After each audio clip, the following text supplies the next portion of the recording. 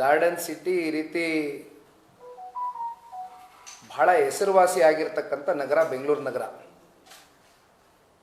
ಆದರೆ ಕಳೆದ 2 ವರ್ಷದಿಂದ ಈ ಕಾಂಗ್ರೆಸ್ನ ಸರ್ಕಾರ ಆಡಳಿತಕ್ಕೆ ಬಂದಾಗಿಂದ ನಿರಂತರವಾಗಿ ಈ ಗುಂಡಿಗಳ ರಸ್ತೆಗಳ ವಿಚಾರಕ್ಕೆ ಸಂಬಂಧಪಟ್ಟಂತೆ ಸಮಸ್ಯೆಗಳು ಬಹಳ ದೊಡ್ಡ ಮಟ್ಟದಲ್ಲಿ ಚರ್ಚೆಗಳು ನಡೀತಾನೇ ಇದೆ. ಇತ್ತೀಚೆಗೆ ಅದು ಬಹಳ ಅತಿರೇಕಕ್ಕೆ ಹೋಗಿ ಮುಟ್ಟಿದೆ. ಅದಕ್ಕೆ ಕಾರಣ ಬೆಂಗಳೂರಿನ ಜನತೆ ಸಾಕಷ್ಟು ತಾಳ್ಮೆಯಿಂದ ಸಮಾಧಾನದಿಂದ ವರ್ತನೆ ಮಾಡಿದ್ದಾರೆ ಇಲ್ಲಿವರೆಗೂ ಕೂಡ. ಆದರೆ ಏನು ಕಳೆದ 2 ಬಾರಿಯೂ ಕೂಡ ರಾಜ್ಯದ ಉಪಮುಖ್ಯಮಂತ್ರಿಗಳು ಬೆಂಗಳೂರಿನ ಉಸ್ತುವಾರಿ ಸಚಿವರು 2 ಬಾರಿ ಕೂಡ ಗಡುವನ್ನು ಕೊಡ್ತಾರೆ. ಇಷ್ಟು ಟೈಮ್ ಫ್ರೇಮಲ್ಲಿ ನಾನು ಇವೆಲ್ಲ ಗುಂಡಿ ಮುಚ್ಚತಕ್ಕಂಥದ್ದು, ಈ ರಸ್ತೆಗಳ ಸಮಸ್ಯೆನ ಆಲಿಸ್ತೇನೆ ಅಂತಕ್ಕಂಥದ್ದನ್ನ ಅವರೇ ಸ್ವತಃ ಇದು 2ನೇ ಗಡುವು ಅವ್ರು ಕೊಡ್ತಾ ಇರೋವಂಥದ್ದು. ಈಗಾಗಲೇ ಬೆಂಗಳೂರು ನಗರದಲ್ಲಿ ಒಂದು ಕಡೆ ಟ್ರಾಫಿಕ್ ಸಮಸ್ಯೆ, ಮತ್ತೊಂದು ಕಡೆ ರಸ್ತೆಗಳಲ್ಲಿ 13,000 ಅಷ್ಟು ಗುಂಡಿ ಬಿದ್ದಿದೆ ಅಂತಕ್ಕಂಥದ್ದು ಹಲವಾರು ನ್ಯಾಷನಲ್ ಮೀಡಿಯಾ ಪ್ಲಾಟ್ಫಾರ್ಮ್ಗಳಲ್ಲಿ ಕಳೆದ 2 ದಿನಗಳಿಂದ ನಿರಂತರವಾಗಿ ಸುದ್ದಿ ಆಗ್ತಾ ಇದೆ. ನಮ್ಮೆಲ್ಲರಿಗೂ ತಿಳಿದಾಗೆ ನ್ಯಾಷನಲ್ ಮೀಡಿಯಾ ಪ್ಲಾಟ್ಫಾರ್ಮ್ಗಳಲ್ಲಿ ಯಾತಕ್ಕೋಸ್ಕರ ಈ ಸುದ್ದಿ ಇಷ್ಟು ದೊಡ್ಡ ಮಟ್ಟದಲ್ಲಿ ಒಂದು ತಿರುವನ್ನ ಪಡ್ಕೊಂಡಿದೆ ಅಂತಕ್ಕಂಥದ್ದಾದರೆ, ಬೆಂಗಳೂರು ನಗರ ಅಂದರೆ ಮೊದಲು ನಾವು ಒಂದು ಗ್ಲೋಬಲ್ ರೆಕಗ್ನಿಷನ್ ಅಂತಕ್ಕಂಥದ್ದನ್ನ ಥ್ರೂ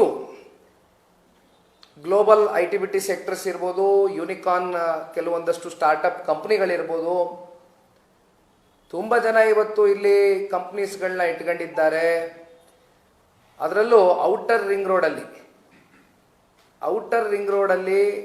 93 ಮಿಲಿಯನ್ ಸ್ಕ್ವೇರ್ ಫೀಟ್ ಅಷ್ಟು ವರ್ಕ್ ಸ್ಪೇಸಸ್ಸು ಇಲ್ಲಿ ಸ್ಥಾಪನೆ ಆಗಿದೆ. ಅದರಲ್ಲಿ ನಿಮಗೆ ವಿಪ್ರೋ ತಗೊಳ್ಳಿ, ಆಕ್ಸೆಂಚರ್ ತಗೊಳ್ಳಿ, ಇನ್ಫೋಸಿಸ್ ತಗೊಳ್ಳಿ, ಗೂಗಲ್ ತಗೊಳ್ಳಿ, ಅಮೆಝಾನ್ ತಗೊಳ್ಳಿ, ಈ ಥರ 100 ಕಂಪ್ನಿಗಳು ಇವತ್ತು ಔಟರ್ ರಿಂಗ್ ರೋಡಲ್ಲಿ ಇದೆ. ಅಲ್ಲಿ one of the company, I think it's called as BlackBuck ಅಂತನಾ, BlackBuck company CEO, I think his name is Rajesh ಅವರು ಟ್ವೀಟ್ ಮಾಡ್ತಾರೆ, ಹೇಳ್ತಾರೆ ಒಂದು ಪಾಯಿಂಟಲ್ಲಿ, ನೋಡಿ ನಾನು 2015ರಿಂದ ಈ ಕಂಪ್ನಿ ನಾನು ಔಟರ್ ರಿಂಗ್ ರೋಡಲ್ಲಿ ಇಟ್ಕೊಂಡಿದ್ದೀನಿ. ತುಂಬ ಜನ ನಮ್ಮ ಎಂಪ್ಲಾಯೀಸು ರೆಗ್ಯುಲರ್ಲಿ ಟ್ರಾವೆಲ್ ಮಾಡ್ತಾರೆ, ಪ್ರತಿನಿತ್ಯ ಬರೋದಕ್ಕೆ 2 ಗಂಟೆ ಬೇಕು, ಹೋಗೋದಕ್ಕೆ 2 ಗಂಟೆ ಬೇಕು. ಅದ್ರ ಮಧ್ಯ ಈ ಪಾಟೋಲ್ಗಳ ಸಮಸ್ಯೆ, ಪ್ಲಸ್ಸು ಮೆಟ್ರೋ ಅಲ್ಲೇನು ಕನ್ಸ್ಟ್ರಕ್ಷನ್ ಆಗ್ತಾ ಇದೆ, ಐ ಥಿಂಕ್ ಸಿಲ್ಕ್ ಬೋರ್ಡು ಆ ಭಾಗದಲ್ಲಿ ಏನೊಂದು ಮೆಟ್ರೋ ಕನ್ಸ್ಟ್ರಕ್ಷನ್ ಆಗ್ತಾ ಇದೆ. ನಾವು ಬಹುಶಃ ತಮ್ಮ ಮೀಡಿಯಾಗಳಲ್ಲಿ ನಾವು ಪ್ರತಿನಿತ್ಯ ನೋಡ್ತಾ ಇರ್ತೇವೆ, ತುಂಬ ತಾವು ಕೂಡ ಫುಟೇಜ್ಗಳನ್ನ ತೋರಿಸ್ತಾ ಇರ್ತೀರಿ. ಒಂದು ಕಡೆ ಪಾಟೋಲ್ಸ್ಗಳು, ಇನ್ನೊಂದು ಕಡೆ ಈ ಫುಟ್ಪಾತ್ ಅಂತಕ್ಕಂಥದ್ದು ರಸ್ತೆಗಳಲ್ಲಿ ಆ್ಯಕ್ಚುಲಿ ಪ್ರಮುಖವಾದಂಥ ಒಂದು ಫುಟ್ಪಾತ್ ಇರಬೇಕಾಗಿದೆ, ಪ್ರಮುಖವಾದಂಥ ಅಂಶ ಅದು ಜನಗಳು ಓಡಾಡಲಿಕ್ಕೆ, ಒಂದು ನಡೆದಾಡ್ಲಿಕ್ಕೂ ಕೂಡ ಅಲ್ಲಿ ಇವತ್ತು ಫುಟ್ಪಾತ್ ಅನ್ನೋದು ಕೂಡ ಕಾಣ್ತಾ ಇಲ್ಲ. ಇನ್ನೊಂದು ಕಡೆ ಈ ಮಣ್ಣು, ಇವೆಲ್ಲ ಧೂಳು ಗೀಳು ಇವೆಲ್ಲ ಪ್ರತಿನಿತ್ಯ ಈ 2 ವೀಲರ್ಸಲ್ಲಿ ಟ್ರಾವೆಲ್ ಆಗ್ತಕ್ಕಂಥ ಎಂಪ್ಲಾಯೀಸ್ಗೆ ಎಷ್ಟು ಸಮಸ್ಯೆ ಉಂಟಾಗ್ತಾ ಇದೆ. ಹಾಗಾಗಿ ನಾವು ಇದನ್ನು ತಡ್ಕೊಳ್ಳಿಕ್ಕಾಗೋದಿಲ್ಲ, we would want to shift our company base to some other place ಅಂತಕ್ಕಂಥದ್ದು ಅವರು ಒಂದು ಟ್ವೀಟ್ ಮಾಡ್ತಾರೆ. ಅದಾದಮೇಲೆ ಇದು ನ್ಯಾಷನಲ್ ಲೆವೆಲಲ್ಲಿ ಬಹಳ ಡಿಬೇಟ್ಗಳಾಗುತ್ತೆ, ಬಹಳ ಚರ್ಚೆಗೆ ಗ್ರಾಸ ಆಗ್ತಕ್ಕಂಥ ಟಾಪಿಕ್ ಇದು from past couple of days. ಇದು ನಾನು ಇಲ್ಲಿ ಹೇಳುವಂಥದ್ದು ನಮ್ಮೆಲ್ರಿಗೂ ಗೊತ್ತಿದೆ. ಇವತ್ತು ಬೆಂಗಳೂರು ಅಂದರೆ ಒಂದು ಕಡೆ ಗ್ಲೋಬಲ್ನ IT ಸೆಕ್ಟ್ರಿಗೆ ಪ್ಲಸ್ಸು ಸ್ಟಾರ್ಟಪ್ ಕಂಪ್ನೀಸ್ಗಳಿಗೆ ಇದು ಒಂದು ರೀತಿ ಎಲ್ಲರೂ ಕೂಡ ಬೆಂಗಳೂರು ನಗರವನ್ನು ಆಯ್ಕೆ ಮಾಡ್ಕೊಂಡು ಬಂದು ಕೂತಿರ್ತಕ್ಕಂಥವ್ರು ಈ ಕಂಪ್ನಿಗಳು. But what has government delivered, ಯಾವ ರೀತಿಯಾದಂಥ ಒಂದು ಇನ್ಫ್ರಾಸ್ಟ್ರಕ್ಚರ್ನ ಅವ್ರನ್ನ ಇಲ್ಲಿ ಉಳಿಸ್ಕೊಳ್ಳೋದಕ್ಕಾಗಲಿ ಅಥವಾ ಮತ್ತೊಂದಷ್ಟು ಕಂಪ್ನಿಗಳನ್ನ ತಗೊಂಡು ಬರ್ತಕ್ಕಂಥದ್ದಾಗಲಿ, ಗ್ಲೋಬಲ್ ಇನ್ವೆಸ್ಟರ್ಸ್ ಮೀಟ್ ಅಂತ ಮಾಡ್ತಾರೆ ಸರ್ಕಾರ. ಬಟ್ ಆ ಗ್ಲೋಬಲ್ ಇನ್ವೆಸ್ಟರ್ಸ್ ಮೀಟ್ಗೆ ಬಂದಾಗ ಎಷ್ಟೋ ಜನ CEOs ಇವತ್ತು ನಿಮಗೆ ಈ ವೈಟ್ ಫೀಲ್ಡ್ ಇರ್ಬೋದು ಅಥವಾ ಸರ್ಜಾಪುರ ಇರ್ಬೋದು, ಈ ಭಾಗದಲ್ಲೆಲ್ಲ ಟ್ರಾವೆಲ್ ಮಾಡ್ತಾರೆ ಇದು ಔಟರ್ ರಿಂಗ್ ರೋಡ್.